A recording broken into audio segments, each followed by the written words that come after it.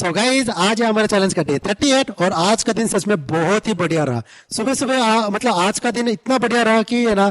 आज तो एक तो आरबीआई की न्यूज आ गई, उस पे एज एक्सपेक्टेड वो अपने है ना टैरिफ कम करना चाहते थे, अपने रेपो रेट कम करना चाहते थे और उन्होंने किया। उसके बाद मार्केट देखो क्या ही भागा ऊपर की तरफ। सुबह सुबह यहाँ पर निफ्टी है ना मतलब डाउन साइड जा रहा था, तो एक समझ में नहीं आ रहा था, क्लियर इंडिकेशंस नहीं थे कि निफ्टी क्या करने वाला है, राइट। कुछ भी समझ में नहीं आ रहा था। तब जब जब मैंने यहाँ पर ट्रेड स्कैनर ओपन किया है देखने के लिए सुबह सुबह, तो यहाँ पर शॉर्ट पोजीशन सबसे ज्यादा दिख रही थी। तब मैंने देखा कि चलो यहाँ पर निफ्टी मतलब गिर रहा है अभी के लिए, उस वक्त के लिए गिर रहा था, राइट। तो उसके बाद मैं ट्रेड फाइंडर के ऑप्शन एपेक्स में आया। एक मिनट, मैं ऑप्शन एपेक्स खोल के आपको दिखाता हूँ।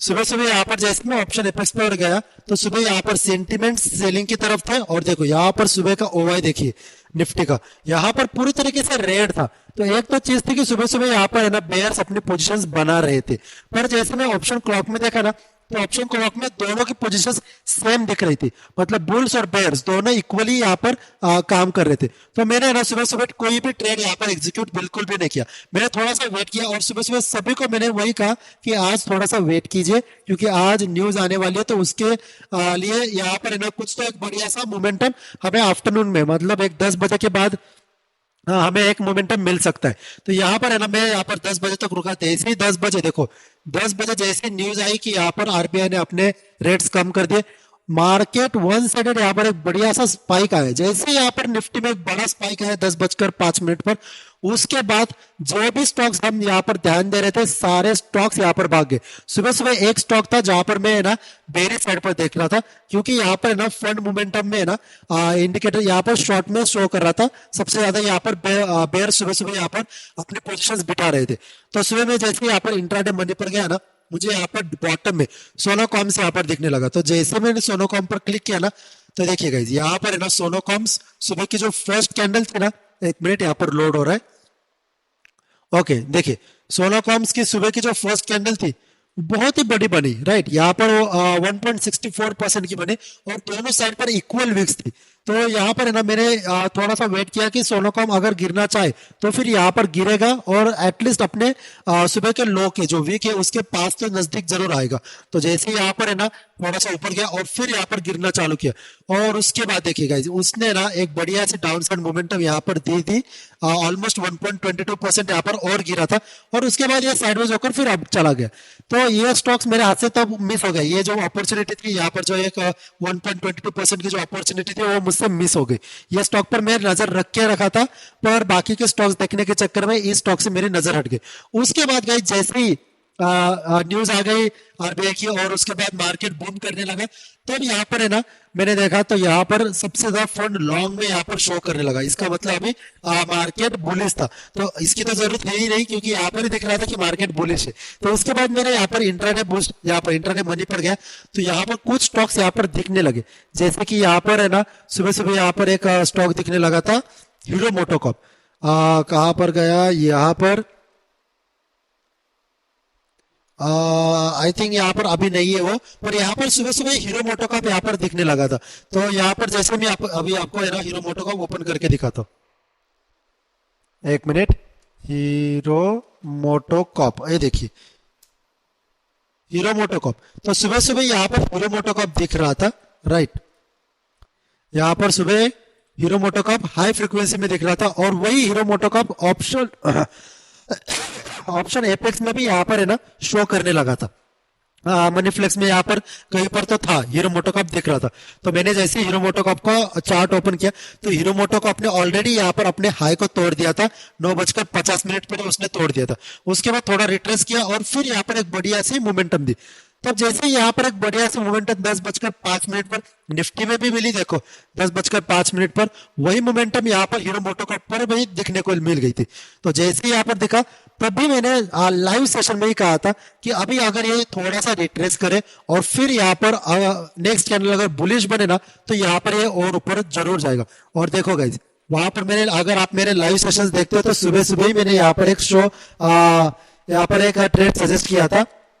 ये मैंने टारगेट्स लगा के रखे थे। तो हमारा स्टॉप लॉस यहाँ पर 0.43% का था और टारगेट मैंने 88.88% का यहाँ पर टारगेट रख दिया था। तो यहाँ से है ना उसने अपना टारगेट अचीव किया, फिर साइडवेज होकर फिर से ऊपर गया और जो प्रीवियस वीक हाई था प्रीवियस वीक लो था, सॉरी यहाँ पर प्रीवियस वीक लो को यहाँ पर फिर उसने टच कर दिया, राइट। ये मेरा पहला स्टॉक मैंने बताया था। उसके बाद है ना हीरो मोटोकॉर्प होने के बाद यहाँ पर डीएलएफ में एक बढ़िया सी मोमेंटम मिली। डीएलएफ में मोमेंटम ऑलरेडी हो चुकी थी, बहुत बड़ी है। देखो 10:05 पर सभी जो जो स्टॉक्स पर मैं नजर रख रहा था ना, सभी 10:05 पर एक बढ़िया सी मोमेंटम दे चुके थे। उसके बाद डीएलएफ है ना थोड़ा सा ऊपर गया, 10:05 पर ऊपर गया, नीचे गिरने लगा और रिट्रेस करके फिर से ऊपर जाने लगा। तो यहाँ पर हमारे जो व्यूअर्स थे ऋषभ जी, तो उन्होंने भी कहा कि यहाँ पर डीएलएफ में फिर से अपसाइड मोमेंटम देखने को मिल सकती है। आप एक बार उसे चेक कर लीजिए। तो जैसे मैंने यहाँ पर चेक किया तो इसने ना यहाँ पर ब्रेकअप स्ट्रक्चर भी दे दिया था सुबह सुबह, क्योंकि इसने इसका हाई इजीली तोड़ दिया था। अपने 10:10 के कैंडल का हाई इसने अपना इजी तोड़ दिया था। और उसके बाद इसमें ना कोई शानदार इसमें मोमेंटम दिखने को नहीं मिल रही थी, राइट। तो मैंने यहाँ पर वेट करने को कहा सभी को कि थोड़ा सा वेट कीजिए, अगर यहाँ पर एक बड़ा सा स्पाइक आएगा तब यहाँ पर एक एंट्री बनेगी, तब तक के लिए इसमें एंट्री मत लीजिए। तो देखिए जैसे ही 11:15 पर एक बड़ा सा स्पाइक आया, मैंने मेरा, अगर आप लाइव सेशन देख रहे हैं तो यहाँ पर मैंने 11:15 को ही कहा था कि अभी डीएलएफ ऊपर जाएगा। और देखो विद इन 5 मिनट्स यहाँ पर अपने उसने टारगेट अचीव किया और इसमें 1.14% यहाँ पर मूवमेंट कैप्चर हो गई। तो बहुत सारे लोगों ने यहाँ पर डीएलएफ में भी एंट्री ली थी और उन्होंने यहाँ पर बढ़िया सा मोमेंटम में कैप्चर कर लिया था। उसके बाद गाइस आज के दिन का जो हीरो स्टॉक था जो हमने सिलेक्ट किया था, ये दो तो हो गए। उसके बाद और एक स्टॉक था जिसका नाम है HDFC AMC। देखिए गाइस HDFC AMC में यहाँ पर सुबह सुबह तो इसने बहुत बढ़िया अपसाइड यहाँ पर रैली दी थी, राइट। यहाँ पर कोई डाउन ट्रेंड में नहीं था, बहुत ही बढ़िया यहाँ पर अपसाइड रैली मिल गई थी। उसके बाद यहाँ पर एक चैनल के अंदर फंस गया था। उसके बाद ये अपने एक चैनल के अंदर फंस गया था, राइट। अगर मैं इसको जूम करके दिखाऊं आपको तो देखिए यहाँ पर है ना ये चैनल के अंदर फंस गया था और मैंने ये ना प्रॉक्स मार्क करके रखा था, क्योंकि यहाँ से ना ऊपर जा रहा था और यहाँ से ना नीचे जा रहा था। तो एक रेंज के अंदर यहाँ पर जोन के अंदर फंस के रह गया था। तो जैसे ही यहाँ पर रेंज ब्रेक हुआ 10:25 पर, तभी गाइज मैंने यहाँ पर है ना बता दिया कि अभी इसमें ना एक बढ़िया सी मोमेंटम जरूर आएगी, क्योंकि यहाँ पर कॉन्ट्रैक्शन ब्रेकआउट हुआ है। और जो एक स्ट्रेटजी पर मैं काम करता हूँ उसका नाम कॉन्ट्रैक्शन ब्रेकआउट भी है। तो कॉन्ट्रैक्शन ब्रेकआउट में मार्केट मान लीजिए अगर किसी ट्रेंड में हो और यहाँ पर मतलब एक चैनल में फंस गया हो, तो उसके बाद अगर उसका ब्रेकआउट हुआ तो उसके बाद एक बढ़िया सी मोमेंटम जरूर आती है। तो देखो यहाँ पर मार्केट एक अप ट्रेंड में था, उसके बाद एक चैनल में फंस गया और फिर यहाँ पर एक बढ़िया सा अपट्रेंड यहाँ पर मोमेंटम यहाँ पर मिली। तो जैसे यहाँ पर मोमेंटम मिली मैंने तभी इसको सजेस्ट किया सभी को कि यहाँ पर एक अपसाइड मोमेंटम जरूर मिलेंगी, राइट। आपका स्टॉप लॉस इस चैनल के नीचे रख सकते हैं या फिर इसी क्या कहते हैं इस कैंडल के नीचे आप रख सकते हैं कहीं पर भी, राइट। तो देखिए यहाँ पर जैसे स्टॉप लॉस लगा उसके बाद एटलीस्ट एक 2% यहाँ पर उठ गया, उसके बाद और भी ऊपर गया है, पर यहाँ पर 2% इसमें ना ऑलमोस्ट 2% यहाँ पर कैप्चर कर ही लेते गाइज। तो ये 3 स्टॉक्स मैंने लाइव मार्केट में सजेस्ट किए थे। उसके बाद गाइज क्या हुआ, मैंने लाइव स्ट्रीम यहाँ पर बंद कर दी ये देखने के लिए कि चलो यहाँ पर ना कुछ बन नहीं रहा था, तो इसकी वजह से मैंने बंद कर दिया। पर लाइव सेशन जैसे बंद किया उसके बाद मेरी नजर यहाँ पर इंडसइंड बैंक पर मिली। इंडसइंड बैंक, ये देखो इंडसइंड बैंक पर मेरी नजर पड़ी कि इंडसइंड बैंक सारे स्टॉक्स ने यहाँ पर मोमेंटम तो दे चुका था, पर इंडसइंड बैंक ने यहाँ पर मोमेंटम अभी तक दी नहीं थी। तो जैसे मेरी नजर 12:40 पर यहाँ पर इंडसइंड बैंक पर पड़ी ना, मैंने तब तक स्ट्रीम एंड कर चुका था। तो यहाँ पर एक बढ़िया सा स्पाइक आया 12:40 पर। यहाँ पर देखो चॉइस भी हो गया था, breakup structure change of character हो गया था, राइट। और उसने ना अपने प्रीवियस डे हाई को बहुत ही स्ट्रांगली तोड़ा।